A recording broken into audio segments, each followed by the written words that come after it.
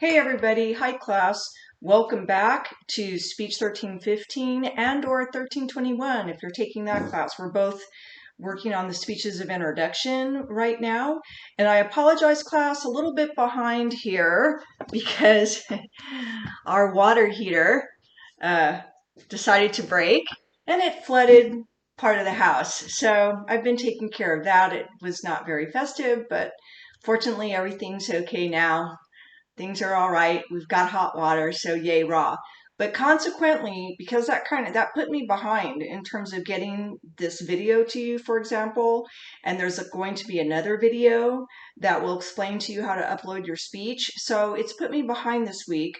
Consequently, to be fair, I'm going ahead and making your speech of introduction due on Monday, all right, instead of today. I did post that in announcements, but I did want to repeat that. So the speech of introduction, both the written and the oral portion of the speech, is now due this Monday by 11:30 p.m. Well, that's what I put into the system, but as long as it's there by midnight, it'll be fine. So 11:30 p.m. Monday, and I did have questions about this, and that makes total sense. So there's two grades, right, on every speech. So for the speech of introduction, you are typing up the speech, okay, and you're going to submit that through Blackboard. So when you clicked on assignment and you looked at the handout that went through everything, my written handout that explained the assignment, so in that tab, you're going to type out your speech and then you submit it through that tab. I will try to explain that better because I'm not sure of that process from your end. I know how to do it for me, but it's different since I'm coming into it from instructor mode. But in any case, and you can always call IT, but you submit it through there. Then under assignment, I'm going to create another assignment that's going to say the oral speech of introduction. And that's where you're going to upload, right, the oral speech. So so the second grade, because it's a speech class, is you're going to do just what I'm doing right here. You're going to set up your device, get someone to record you, and boom, you're going to do your speech of introduction. Record it, then you're going to upload it to YouTube, and after it's all created, then you will embed it into Blackboard. Okay, so there are two grades. So don't panic. If you already sent it to me, that's fine. I'll take a look at it. However you send it to me, it's probably fine. But if if it isn't, then I'll let you know that and you could resubmit it. Because I think on the Blackboard, I put 2 tries. So you can submit it again if you aren't happy with the first one that you did. Remember, class, too, while I'm thinking about it, check those announcements. I'm really communicating all the updates, everything through announcements. Not so much through course messages, because what I like is it's a lot easier just to email the announcement to you. So I don't know, I just like the announcements, and that way you see it, and hopefully you're also getting the notification in your email. Who knows? Normally I'm a face-to-face teacher, so I'm learning all the technology as well. Bear with me. We're going to move along here, but next week I am learning the Microsoft Teams platform because that's the one the college prefers for us to use. It's also already there for you. It's already there on the home page, and you're going to be able to click it and all that. Don't worry about that because I'm still learning how to do it too. But hopefully next week we'll be able to have some live meetings. Remember, you are not required to attend, so don't panic if the time I send, you're going, no, I can't go at that time. You're not required to attend. The sessions will be recorded, and then I'll upload those. So you'll be able to watch those later. Anyway, so that's what we're doing. One of the reasons we are recording the speeches through YouTube is YouTube closed captions them. And so that's very nice for if you need to go back and check, or if you are from the deaf community, maybe I'm not enunciating well, you can't understand me that day. Whatever it is, it's nice to be able to have that closed caption function. Again, class, if you have any problems, just let me know. Right? Some of you are very tech savvy, not me, okay? Not me. So I'm in that boat with some of you all, okay? these are extraordinary circumstances. That does not mean we're sacrificing the curriculum or anything like that, but it does mean we're being a little more flexible and, understanding that people are new to this, including me. I much prefer face to face, but whatever, here we are. This we'll make the most of it. We'll have some fun here this way. In any case, let's go back then and talk about your assignment. That's what I'm going to do in this lecture. Also, and I don't know what the status of the books are, if they've come in, but if you do have your book, A Pocket Guide to Public Speaking, this happens to be the 6th edition. The 5th edition will probably be fine too, but in this 6th edition and in your 5th edition, I don't know if it'll be the exact same chapters, but you'll see a section, good luck, that says delivery. Okay, in this book, it's part 5, delivery. Chapter 16, methods of delivery. Chapter 17, your voice in delivery. And chapter 18, your body in delivery. So we're going to talk about how to deliver your speech, because this is what we're going to be essentially talking about all semester long. So I'm going to apply it to your assignment. First, let me review your assignment a little bit, okay? So first of all, what you're doing is a speech of introduction. Now, normally in a face-to-face class, I set this up differently. In a face-to-face class, normally I have you interview each other. You then write the speech of introduction for your classmate. It works out very well. But because we're in this kind of pandemic situation, I thought for the first speech that might be a little unwieldy. And so instead, you are still learning how to write a speech of introduction as if you're introducing a guest speaker, but you're writing it for yourself. But you're not saying I'm doing this, I'm doing that. You're saying he's doing this, she's doing this, and then you're saying, please welcome, and it's your name at the end. So you're writing the speech of introduction as if you're the main speaker, okay? And I know that may sound a little confusing, but I think if you read the directions, you'll catch on. Look at that example speech, and I'm going to do that sample speech again because I'm using it for delivery. So that's what you're doing. The speech of introduction is a very good skill to have because you never know in your real life when you might be called upon to introduce someone, either at work, maybe you're an officer in a student organization, so maybe you have a banquet with a guest speaker. Normally I have guest speakers into the classroom, so I do a quick little speech of introduction for them instead of just saying, here's so-and-so. So very good skill to have. Remember, it's a very conventional speech. What do I mean by that? People have typically heard them a lot, so they expect certain things. They expect to be welcome. You welcome the audience. You state the occasion. Why is everybody here? Why is everyone gathered? Then you briefly preview the speaker's topic. What is this main speaker going to talk to us about today? Then the body paragraph, that's the longer one. In the body paragraph, that's where you warm up the audience. Hey audience, this is why we asked this person to speak today and or hired them.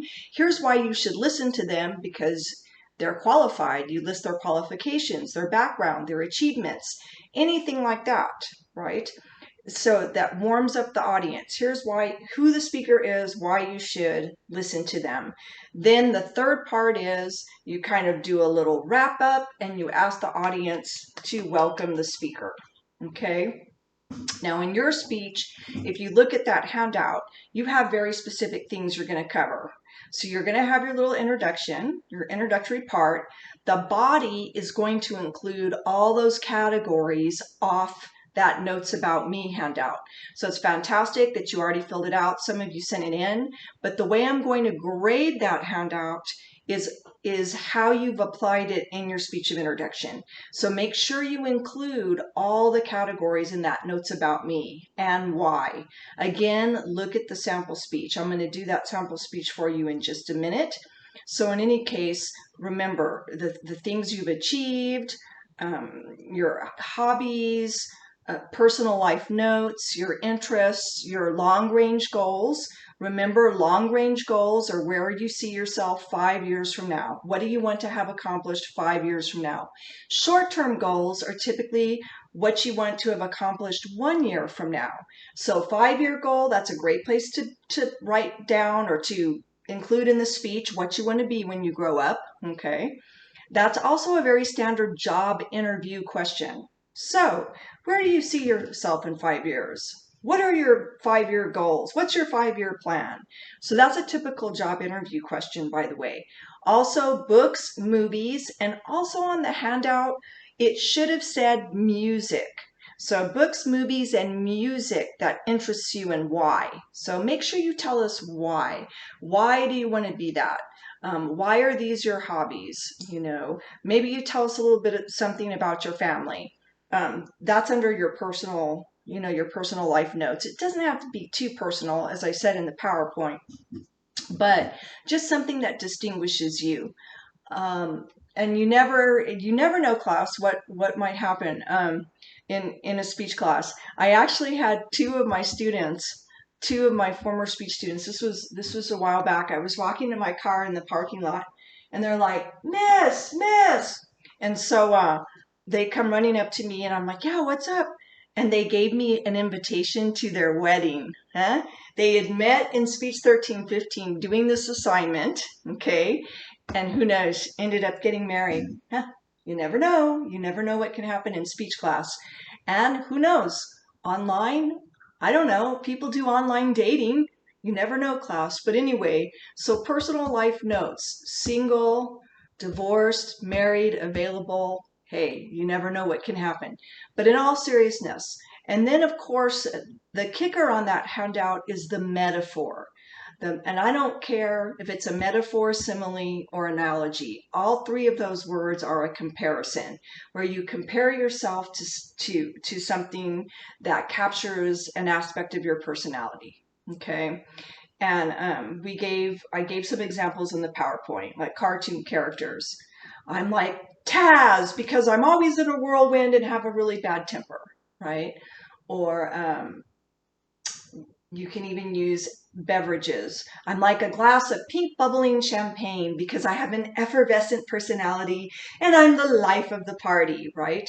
So it can be anything. And I gave you more examples in the PowerPoint, but I did want to go over that. Make sure you include that comparison, metaphor slash simile slash analogy in the speech. Metaphor, a comparison not using like or as. Simile, a comparison using like or as. Analogies have usually expanded either one of those, the metaphor or simile. So we'll see. Do your English teachers love you? Did you remember that? But again, class, I don't care. I'm after the comparison. And so please make sure you include that. Why do you have to do that? I'm already introducing you to a nice rhetorical device. When you can create metaphors and similes, create pictures in the audience's mind, they're evocative, so you can invoke several meanings at once. There's different meanings that are there, and it's easier for an audience to hang on to a picture in their mind than a bunch of words. Are you with me?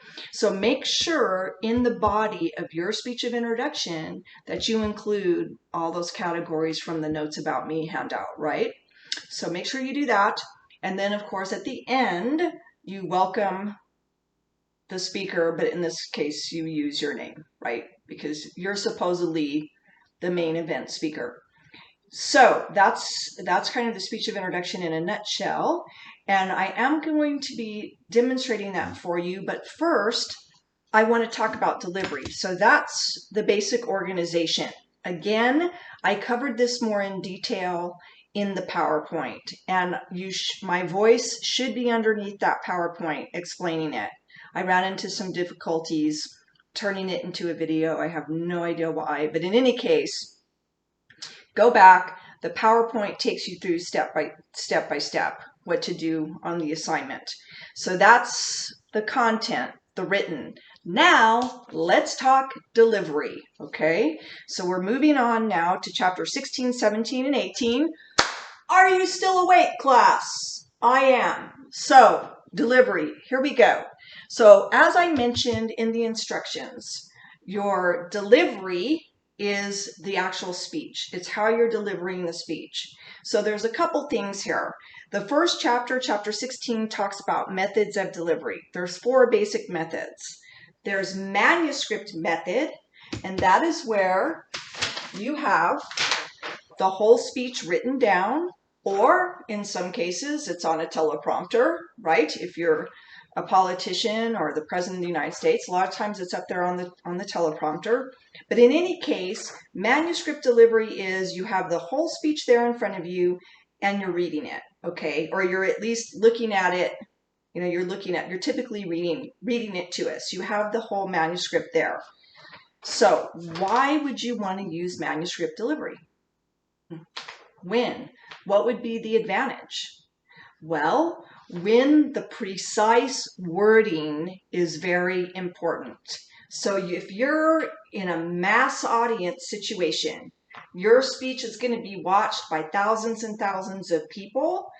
It might behoove you to really make sure that your vocabulary is precise and that you say what you meant to say. Because if you don't, if you flub it up, there's a million people on social media and commentators that are going to come after you, right? So when the wording, when it's very important that the wording is precise, manuscript delivery. Then there's another type of delivery called extemporaneous delivery. Extemporaneous delivery.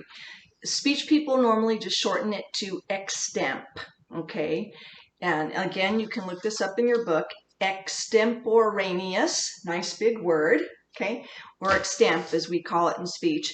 Extemporaneous speaking is really the preferred method of speaking. Why? Because typically you have an outline of your speech. This is where your note cards will come in. And so you have an outline of your speech and you practice the speech so that you know the speech.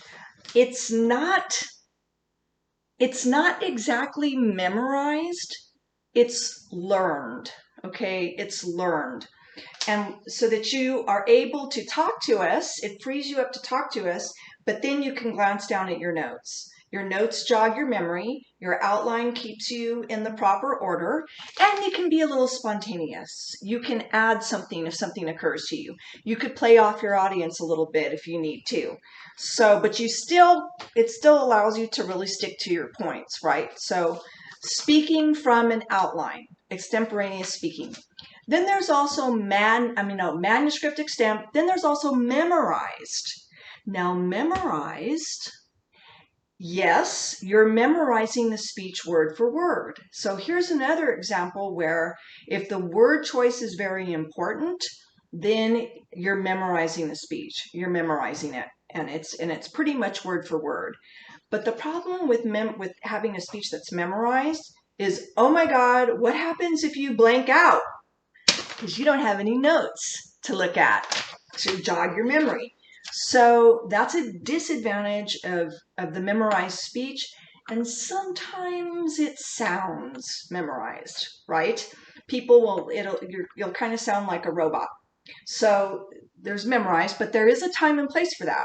When you want your words to be precise, but you also want to make sure you're making eye contact, etc., that would be the way to go.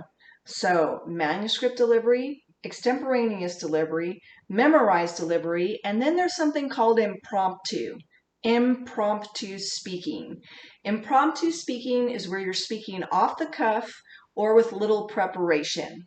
So if you're sitting there in class, and a face-to-face class, hold on, Patrick, no, I'm recording. Mute that.